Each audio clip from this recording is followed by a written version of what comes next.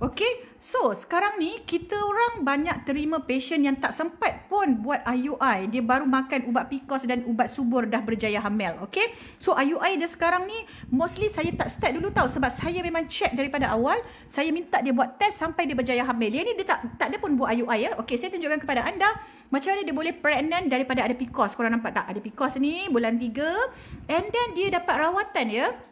Dia dapat rawatan. Okey, dia pun ada PCOS ni, korang boleh tengok. Okey, so ada telur. Lepas kita bagi ubat subur, dia berjaya dengan Clomid. Finally ada janin. Nampak tak korang?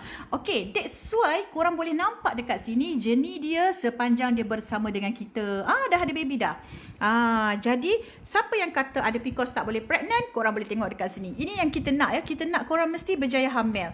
Sebelum korang ambil ubat, korang ambil rawatan kesuburan, korang kena buat test dulu dan pastikan you all test dengan lebih jelas dan detail.